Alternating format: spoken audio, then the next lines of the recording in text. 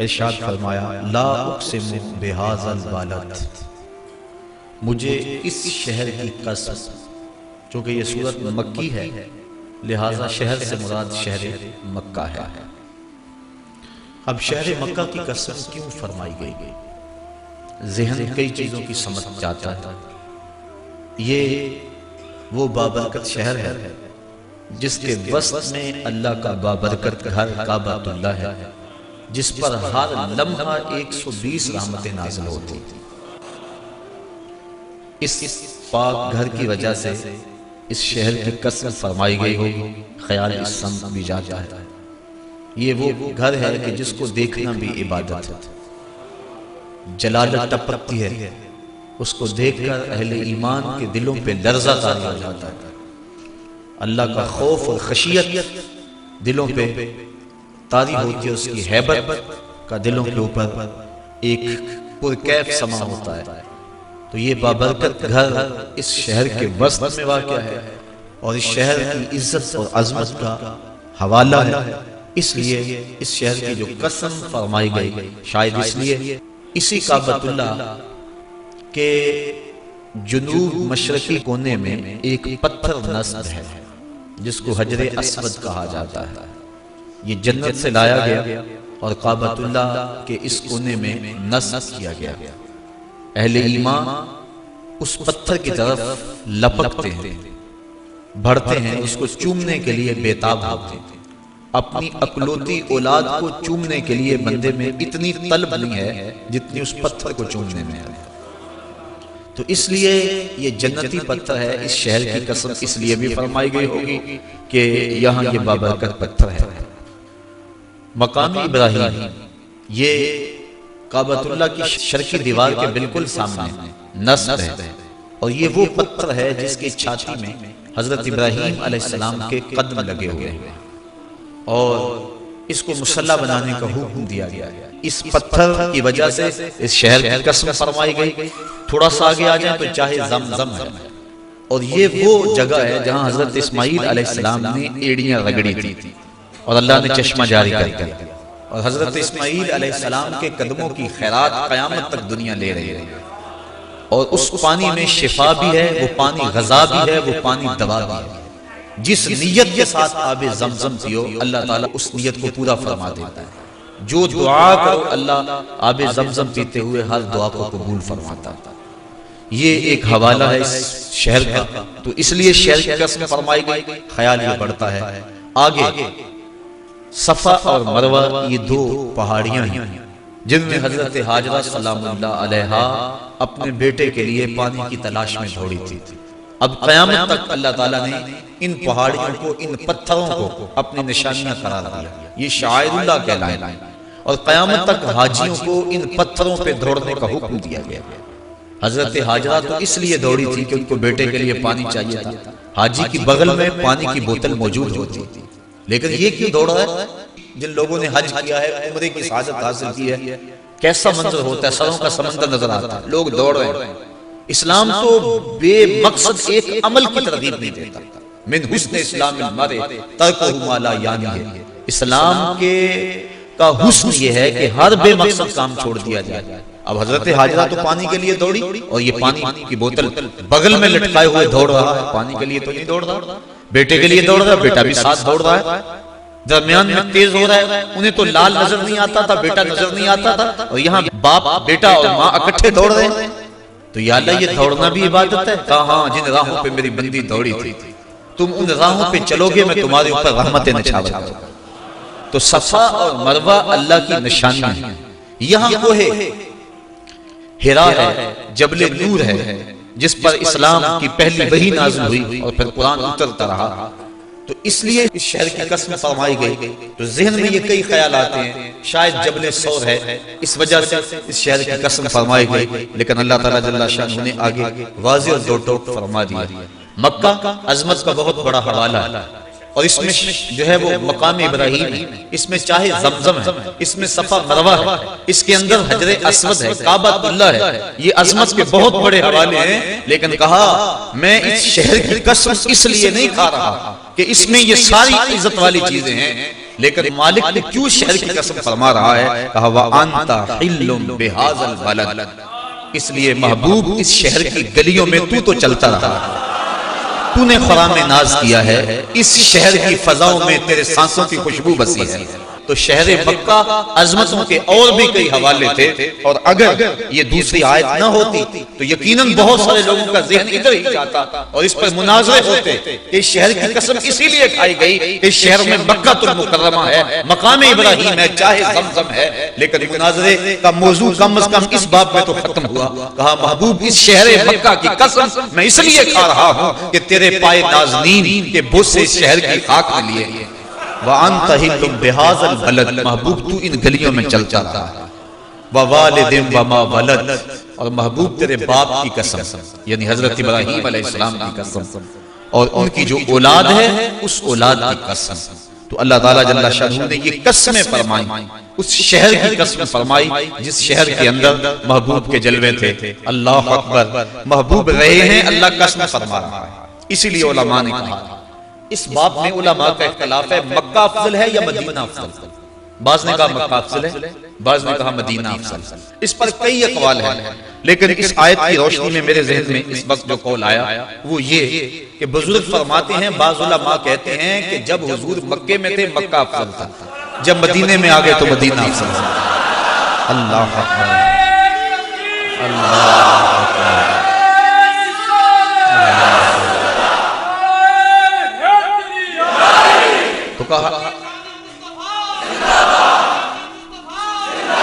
तो कहा जब वो मक्के में थे तो मक्का अफजल था, और जब मदीने में आ गए तो मदीना अफजल। और आका करीम ने हाथ उठा के दुआ मांगी, अल्लाह जितनी बरकतें तूने मक्के में रखी थी 2 गुना बरकतें मदीने में रखी। तो ये निस्बत की बात है, जहां वो होंगे वहां बरकतें उतरेंगी। एक बार वो जिधर से गुजरे हैं नसीर, एक बार वो जिधर से गुजरे हैं नसीर, 1000 बार उधर से बहार गुजरी है। वो रोशनी ही रोशनी है। ज़हूरी साहब ने ऐसे तो नहीं कहा कि मक्के की हवाओं में, तैबा की फजाओं में, हमने तो जिधर देखा सरकार नजर आए। यकीन जाने अगर मोहब्बत की नजर मिल जाए तो बंदा तवाफ करते हुए भी ढूंढता है कि इन राहों से महबूब गुजरे हों। अल्लाह अकबर, चाहे जमजम पे आए या सफा मरवा पे आए, गारे सौर पे जाए या हरा पे आए, वो तसव्वुर में इसी में होता है कि इन गलियों से, इन बाजारों से जो है वो हुजूर गुजरे होंगे। और आज मक्के में भी जो उजाले हैं और मदीने में भी जो उजाले हैं, ये उन नफूस कुदसिया की जो है वो बरकतें हैं। हुजूर की सांसों की महक आज भी वहां मौजूद है। वो क्या किसी ने कहा था ना कि चंद लम्हों के लिए ठहरे थे तुम जिस पेड़ के नीचे, चंद लम्हों के लिए ठहरे थे तुम जिस पेड़ के नीचे, सुना है आज तक उस पेड़ का साया महकता है, आज भी वो खुशबू है, आज भी वो रोशनी है। तो कहा महबूब मुझे इस शहर की कसम, इसलिए कि शहर में तू जलवा फरमा है, और तुम्हारे बाप इब्राहीम की कसम और उसकी औलाद की कसम। ये कसमें फरमा कर क्या कहा, लक़द ख़लक़नल इंसान फ़ी कबद, हमने इंसान को मुशक्कत में रहता हुआ पैदा किया। इंसान की जिंदगी का मकसद ये नहीं है कि वो आसाइशें और सहूलतें ही तलाश करता है, कि उसके लिए जिंदगी में कोई कठिन मरहला ना हो।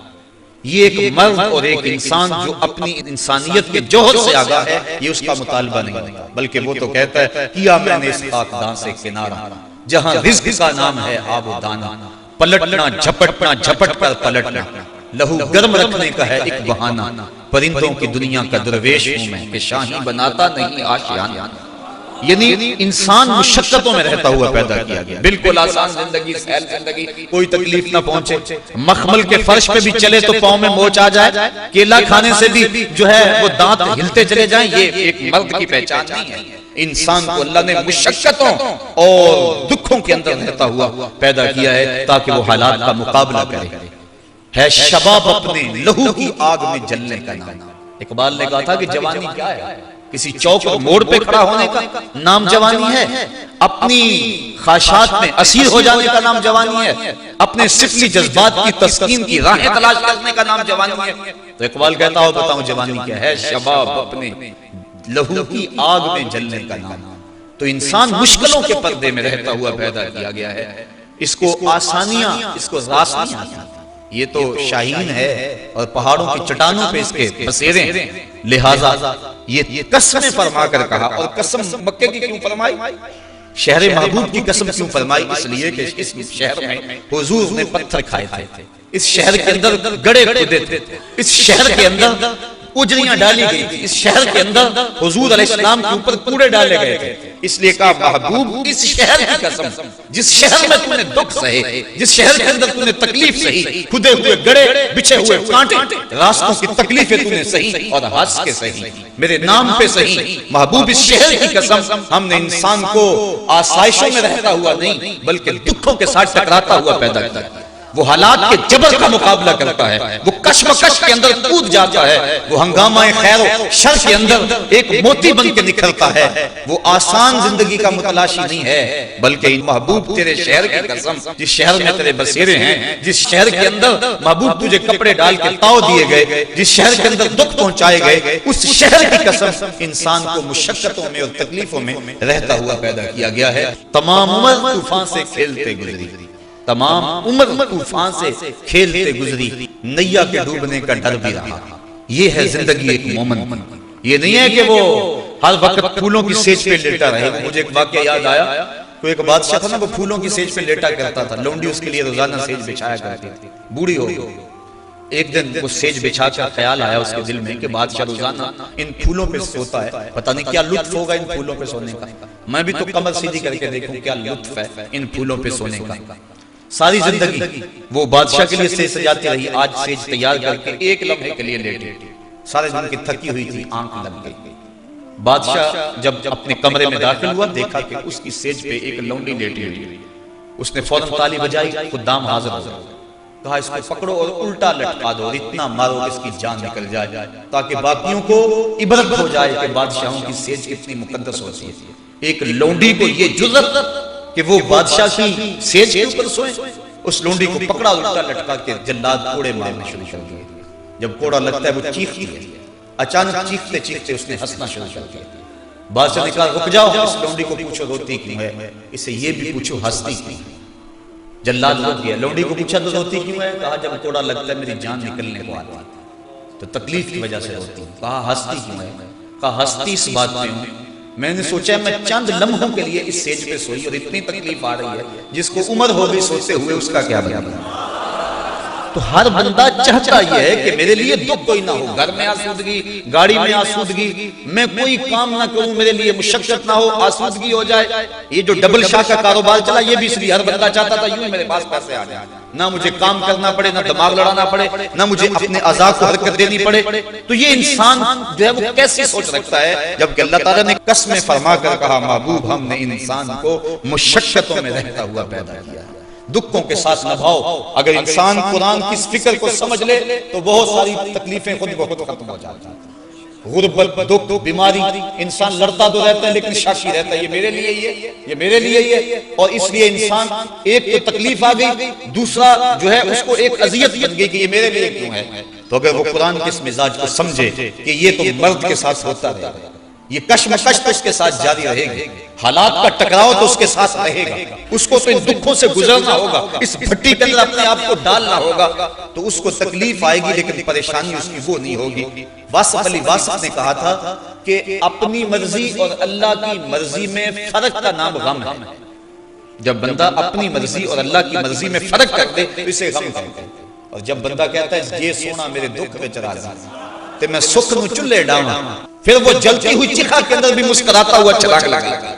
जिब्रील पूछते भी हैं कि अब तो कह लो ना कि मुझे इस दुख से बचा लिया जाए, अल्लाह का नाम लेवा तौहीद का परस्तार दुनिया पे एक है और वो भी आग में कूद रहा है। तो जवाबन खलील अलैहिस्सलाम कहते हैं जिब्रील बताओ ना इन काफिरों के दिल में किसने डाला कि मुझे आग में जलाया जाए, उसकी मशीयत के बगैर हो गया ये। कहा रब्बे जलील ने, कहा अगर जलील की ये मर्जी है तो फिर खलील की भी ये भी है। तो फिर इंसान के लिए दुख दुख नहीं रहता बल्कि उस दुख के अंदर से भी इंसान लज्जत कशी कर लेता है। तो कहा इंसान को हमने मुशक्कतों में रहता हुआ पैदा किया है, दुख इसका घेरा करेंगे, बीमारी इसका घेराव करेंगी, गुर्बत पसमानगी इसको तकलीफ देगी, लेकिन ये हालात का जबर का मुकाबला करते हुए आगे बढ़ता चला जाए। लेकिन इंसान की एक और फितरत अयहसबु अल्लन यक़दिर अलैहि अहद, जब फिर इसके पास दौलत आ जाए, इसके पास इक़्तिदार आ जाए तो ये क्या कहता है, अयहसबु ये गुमान करता है अल्लन यक़दिर अलैहि अहद, इस पर किसी की ताकत नहीं है, ये तो इतनी दौलत है, इतना इसके पास सरमाया है, गन मैन इसके पास दाएं बाएं आगे पीछे चौकस रहते हैं, इसका कोई क्या बिगाड़ सकता है? अदालतें ये खरीद ले, कचहरियां ये खरीद ले, थाने ये खरीद ले, कोई इसका बिगाड़ सकता है? इतनी कसरत, इतनी दौलत, हर शय दौलत से खरीदी जा सकती है। तो ये गुमान कर लेता है, इस पर किसी की ताकत नहीं चलती। यकूलो, फिर एक और बात कहता है, अहलकतु मालन लुबदा, कि मैंने देखो इतना माल खर्च कर दिया, यानी अपने उस माल की नमाइश करने बैठ जाता है। बहाने बहाने शादी करेगा तो फजूल खर्चियों पे इतने उड़ा देगा ताकि लोगों को पता चले कि हाथ हाथ सेठ साहब ने कमाल कर लिया। लोगों को बताता फिरता है कि मैं तो जनाब ये जो कोठी का गेट है ना, यही 5 लाख का बना है। वो बहाने बहाने ये क्यों लोग कहता है, अहलक तो मैंने हलाक कर दिया, उड़ा दिया, माल लुबदा, ढेरों माल। मैं तो मरीज सैर करने गया था तो 5 लाख का खर्चा आ गया। वो तो बीमार हो जाए तो बाद में लोगों को बताता फिरता है कि मैं फलां हॉस्पिटल में गया था और वो बड़ा महंगा हॉस्पिटल है, मैंने इतने पैसे वहां लगा दिए। ये बहाने बहाने से लोगों को अपने माल के मसरफ बयान करता रहता है। यकूलो कहता है, अहलक तो मैंने हलाक कर दिया, माल लुबदा, बहुत सारा माल। अयहसबु अल्लम यराहु अहद, क्या ये गुमान करता है कि इसको किसी ने देखा नहीं? जो ये कर रहा है, जो दादे ऐश दे रहा है, जिस पे माल उड़ा रहा है, जहां खर्च कर रहा है, जहां फजूल खर्चे अल्लाह तल्लो में उड़ा रहा है, क्या ये समझता है कोई आंख इसकी निगरानी नहीं कर रही, कोई नहीं इसे देख रहा? आगे फरमाया, अलम नजअल लहु ऐनैन, इसकी अपनी आंखें नहीं थी क्या? हमने इसको 2 आंखें नहीं दी थी? वलिसानम व शफतैन, एक जुबान और 2 होंठ नहीं दिए थे? वहदैनाहु नजदैन, हमने खैर और शर दोनों राहें दिखा दी थी इसको। फलतहमल अक़बा, लेकिन ये मुश्किल घाटी चढ़ाई नहीं, मुश्किल घाटी नहीं चढ़ा। यूं पैसे उड़ा देना ये इसके लिए आसान था, नफ्स की तस्कीन का सबब था।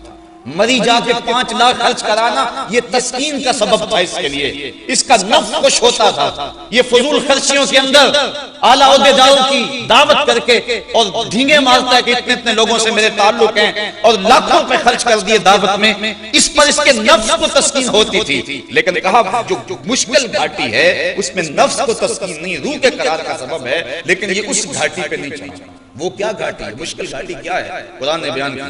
आगे फरमाया, वमा अदराका मल अक़बा, तुझे क्या पता कि वो मुश्किल घाटी क्या है? आगे फरमाया, फक्कु रक़बतिन, वो किसी फंसे हुए की गर्दन को छुड़ाना, किसी दुखिए के काम आ जाता। ये जो 5 लाख मरी में उड़ाया है, इसकी बजाय बेहतर नहीं था कि यतीम बच्चियों की शादी कर देता? ये तेरे लिए नहीं था वो बूढ़े बाप जिनकी बेटियां उनकी दहलीज पे जवान बैठी हैं और कोई उनका रिश्ता कबूल नहीं करता कि उनके पास देने के लिए जहेज मौजूद नहीं है? तू चुपके से जाकर रात के अंधेरे के अंदर उनकी मुट्ठी के अंदर ये 5 लाख रुपया दे आता और उससे ये भी ताकीद करता किसी को खबर भी ना होने पाए तो तेरी रूह को तस्कीन ना नसीब होती। लेकिन ये मुश्किल घाटी थी। तू तो ऐसा आदी हो गया इंसान, तू तो ईद के मौके पे किसी को आटे की बोरी भी देने लगता है तो 7 अखबारों के फोटोग्राफरों को बुला लेता है और कहता है मैं देने लगा हूं इसको ईद पैकेज और ये मेरी तस्वीर 7 अखबारों में छपनी चाहिए। तू तो इस तरह आदी हो गया, गरीब की गुर्बत का तमाशा तू देखता है और उसका इश्तिहार लगाता है। तू भूल गया है उन दुखियों को, उन परेशान हालों को। तू तो जो है वो अमीर लोगों की अफ्तारी करके फजूल खर्चियां करता है, लेकिन कभी तूने गरीबों को भी पूछा कि तुम्हारे घरों में नाने शबीना भी है या क्या? तुमने कभी उनको भी पूछा कि जो फजूल को चूस के रोजा अफ्तार करते हैं और सहरी के वक्त भी खुश्क रोटी से रोजा रख लेते हैं और सारा दिन तड़पते हैं, उनका भी कभी हाल पूछा होता? और तू अगर अपनी जाती ख्वाहिश की बजाय तू उन लोगों तक ये माल पहुंचाया होता तो यकीनन ये घाटी थी तो मुश्किल, लेकिन इससे बरकतें बहुत सारी वाबस्ता थी। का वो मुश्किल घाटी क्या थी? फक्कु रक़बा, किसी बंदे की गर्दन छुड़ाना, औ इत्आमुन फी यौमिन ज़ी मस्ग़बा, या भूख के दिन खाना खिलाना। यदि जब खुशहाली के दिन हो, कहत ना हो तो किसी को खाना खिला देना ये इतना मुश्किल नहीं है, लेकिन जब खुद इंसान को अपने लिए परेशानी बनी हुई हो, कहत के दिन हो, तो फिर किसी को खिलाना ये ईसार है और ये बहुत बड़ी नेकी है। यतीमन ज़ा मक़रबा, किसी यतीम को, किस यतीम को? जो करीबी हो। दूर के यतीम की भी तरगीब है शरीयत में, लेकिन यहाँ करीबी यतीम का तज़किरा इसलिए किया गया कि पीछे कहा गया ये मुश्किल घाटी है, इसलिए इंसान अपने करीबी यतीमों की जब मदद करता है, भतीजों की, भांजों की, तो उसमें मुआशरे में से उसे दाद नहीं मिलती। सारे कहते हैं कि अपनों के साथ ही कर रहा है, लिहाजा इंसान उनको तो बाज़ का नजरअंदाज कर देता है और दूसरों की मदद कर करके दाद लेता है, वसूल करता है। इसलिए कहा मुश्किल घाटी ये थी जो करीबी रिश्तेदार थे, गरीब और यतीम जो थे, उनकी मदद करता ताकि तेरे नफ्स पर भी शाक होता और इस पे जो है वो तेरी कबूलियत भी होती। औ मिस्कीनन ज़ा मतरबा, या ऐसे मस्कीन जो खाक आलूद है। एक तो वो मिस्कीन है कि अगर उनको खैरात दी जाए वो तुम्हारी सखावत का डंडोरा पीटेंगे, लेकिन ये वो ऐसे मिस्कीन हैं कि ज़ा मतरबा, जो मिट्टी से मिले हुए, ऐसी उनकी खस्ता हालत है। अगर तुम चुपके से जाकर उनको खैरात दे आओगे तो वो तुम्हारी सखावत का डंडोरा नहीं पीटेंगे। लिहाजा उसकी तरफ इंसान माइल नहीं होता, बल्कि उस समत माइल होता है जहां उसका इश्तिहार लगना हो। तो कहा कि मुश्किल घाटी ये है, यतीमन ज़ा मकरबा और मिस्कीनन ज़ा मतरबा, खाक नशीन मिस्कीन को, सुम्मा काना मिनल लज़ीना आमनु, और फिर वो लोग जो ईमान लाए, वतवासौ बिस्सब्र वतवासौ बिल मरहमा, आपस में वो सब्र की वसीयतें करते हैं और एक दूसरे पर मेहरबानी करने की वसीयतें करते हैं। मुआशरे में दो ही तबके, एक तबका खुशहाल और एक तबका बदहाल, दोनों की जिम्मेदारी इस आयत के अंदर बयान करती है। जो बदहाल तबका है, दुखी तबका है, बीमार तबका है, गुर्बत की चक्की में पिसने वाला है, अजियत में मुब्तला है, मजलूम तबका है, उस तबके की राह है कि सब्र कर, सब्र के बदले में अल्लाह ने अजर रखा हुआ। आका करीम की खिदमत में एक बूढ़ी हाजिर हुई, अर्ज की हुजूर मुझे मिर्गी के दौरे पड़ते हैं और जब मुझे दौरा पड़ता है तो मैं गिर पड़ती हूँ, सतर भी खुल जाता है और बड़ी परेशानी होती है। मेरे लिए दुआ करें कि मुझे इस मर्ज से निजात मिल जाए। आका करीम ने फरमाया अगर तू कहे तो मैं दुआ कर देता हूँ और अगर तू सब्र करे तो अल्लाह जन्नत अता फरमाएगा। अल्लाह अकबर। अब वो औरत क्या कहने लगी, कहा हुजूर मुझे जन्नत वाला सौदा कबूल है, मैं सब्र कर लेती हूँ, ये 4 दिन की जिंदगी है, दौरों में गुजर जाएगी, कोई बात नहीं, लेकिन इतनी मेहरबानी तो फरमा दे कि जब मैं गिरूं तो मेरा सतर ना खुला करे। दौरे जरूर पड़े लेकिन मैं औरत साथ हूं, सतर ना खुले, ये मेरे लिए बाइस शर्मिंदगी है। तो आका करीम ने उसके लिए दुआ फरमा दी। जब वो मिर्गी के दौरे से गिरती थी तो उसका सतर महफूज रहता था, लेकिन उसको मिर्गी के दौरे मुसलसल पड़ते थे तो मोमिन को जो कांटा भी चुभता है अल्लाह इसके बदले में भी उसको जन्नत अता फरमाता है। तरगीब दी गई उन लोगों को जो दुख में मुब्तला है, जो मुसीबत में मुब्तला है, जो बेचारे माशी बदहाली में मुब्तला है, परेशानी और दुख में मुब्तला हैं, उनको कहा तुम सब्र करके देखो। और दूसरा तबका खुशहाल तबका, बीमारों को कहा सब्र करो और डॉक्टरों को कहा तुम रहम खाओ इन पे, तुम छुरी तेज करके इनकी खाल ना उधेड़ो, अगर तुम इनकी जगह होते तो क्या होता, लिहाजा तुम इन पे रहम खाओ। उमरा को कहा गया कि तुम्हें सुरखाब के पर तो नहीं लगे हुए थे कि तुम्हारी झोली में दौलत ज्यादा आ गई, पढ़े लिखे समझदार दाना बीना गुर्बत की चक्की में पिस रहे हैं और तुम्हें अगर दौलत ज्यादा दे दी गई तो इसको अपनी दनाई शुमार न करें, तुम्हारे जैसे दना गलियों में रुल रहे हैं, तुम अपनी मेहनत पे इसको मिसाल ना दे, तुम्हारे ज्यादा मेहनत करने वाले यहां नहीं पहुंच पाए जहां तुम मौजूद हो। इसलिए उनको कहा कि उनके हिस्से का जो रिज्क है वो भी हमने तुम्हारी झोली में डाल दिया ताकि तुम्हें सवाब मिले और तुम उनको ढूंढो, उनको तलाश करो और उनको खैरात करके उनकी दुआएं भी लो और अल्लाह के करम के हकदार बन जाओ। एक तबके को कहा सब्र करके दिखाए और दूसरे तबके को कहा कि तुम रहम करो ताकि एक सब्र करके अजर पाएं, एक रहम करके अजर पाएं और हुजूर की सारी उम्मत अल्लाह की रहमतों की हकदार बन जाए। लेकिन हुआ क्या है, हमारे मुआशरे के अंदर जो दुखी है वो बावेला कर रहा है, वो खुद अपनी गुर्बत का तमाशा उड़ा रहा है, अपनी सफेद पोशी का भरम खुद तोड़ रहा है, और दूसरी तरफ जो मालदार है, जो आसूदा है, जिसको अल्लाह ताला ने दुख बांटने वाला बनाया है, तो वो सांप बन के बैठा हुआ है दौलत के ऊपर, वसाइल के ऊपर, और वो समझता है कि ये मैंने अपनी मेहनत से कमाया है, इन गुलाबा का इसके अंदर क्या हक है, और अगर उनको देता भी है तो तजलील करके देता है। काश के कुरान के उसलूब को हम समझें और मुआशरे के ये दोनों तबके, अमीर तबका और गरीब तबका, दुखी तबका और आसूदा तबका, बीमार तबका और उसका इलाज मुआवजा करने वाला, ये सारे लोग जो हैं वो मिलजुल के बैठ जाएं, एक सब्र करने बैठ जाए, दूसरा रहमत करने बैठ जाए। बताओ मुआशरे के अंदर कोई दुख मौजूद रहेगा? जब कोई गमखार मौजूद हो तो फिर दुख भी नहीं रहता। वो क्या किसी ने कहा था ना, ये अलग बात है कि तुम आए हो तो कोई नहीं, वरना दर्द तो यहाँ आजाद रहते हैं।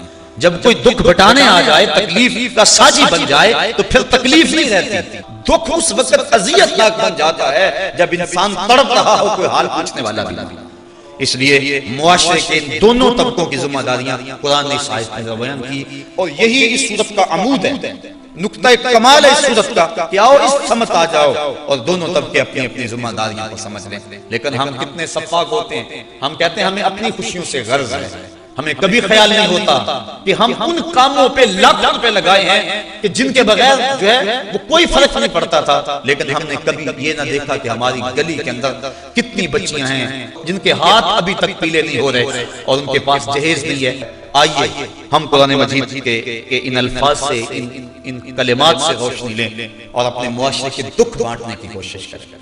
वो लोग जो इस मुआशरे के दुख बांटते हैं वो बड़े बाबरकत और बड़े ही अल्लाह की रहमतों के हकदार लोग होते हैं। लेकिन हमारा हाल तो मैं कहा करता हूँ, हाल ये है कि ईद के दिन भी हम तफरीक में मुब्तला होते हैं।